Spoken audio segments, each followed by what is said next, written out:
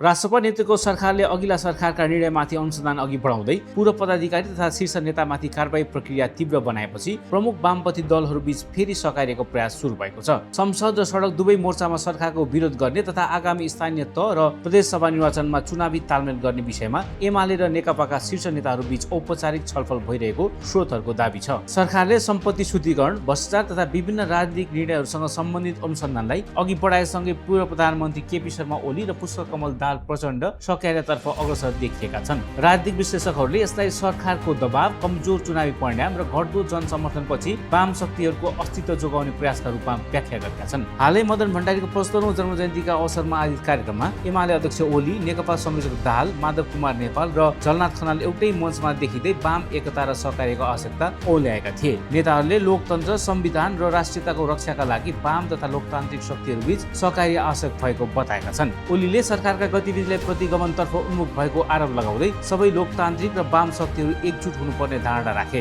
उनले तत्काल पार्टी एकता नभए पनि कार्यगत सहकार्यका लागि आफूहरू खुला रहेको स्पष्ट पारे। यता दाहालले पनि वर्तमान राजनीतिक परिस्थितिमा ढिलाइ नगरी संसद, सडक र निर्वाचनसम्म सहकार्य गर्नुपर्ने आवश्यकता उनलाई। उनले विगतका अनुभवको समीक्षा गर्दै हतारमा एकता होइन, स्पष्ट नीति र उद्देश्यका आधारमा सहकार्य अघि बढाउनु पर्ने बताए। माधव कुमार नेपाल र झलनाथ खनालले पनि विगतका कमजोरीबाट पाठ सिकेर विचार, नीति र कार्यदिशामा सहमति कायम गर्दै वाम शक्तिहरूलाई पुनः एकताबद्ध बनाउनु पर्ने धारणा व्यक्त गरेका छन्। पूर्व राष्ट्रपति विद्यादेवी भण्डारीले समेत कम्युनिस्ट आन्दोलन चुनौतीपूर्ण मोडमा पुगेको उल्लेख गर्दै आत्मसमीक्षा र संगठन सुदृढीकरण आवश्यक रहेको बताइन्। यद्यपि वाम दलभित्रै केही नेताहरूले नेतृत्व हस्तान्तरणको बसबाट ध्यान मोड्न सकाइएको मुद्दा उठाइएको टिप्पणी गरेका छन्। विशेष गरी एमाले भित्र नयाँ नेतृत्वको माग चर्किँदै गएको अवस्थामा सहकार्यको बसलाई रणनीतिक रूपमा अघि सारेको विश्लेषण पनि भइरहेको छ। राजनीतिक विश्लेषकहरूका अनुसार विगतमा पटक पटक एकता र विभाजन दोहोरिरहेका कारण वाम दलहरूको विश्वसनीयतामा असर परेको छ। 2074 को निर्वाचनमा झण्डै 2/3 बहुमत हासिल गरेका वाम दलहरू पछिल्ला निर्वाचनहरूमा उल्लेखनीय रूपमा कमजोर बनेका छन्। अहिले प्रतिनिधि सभामा उनीहरूको सिट संख्या र समानुपातिक मत दुवै घटेको छ।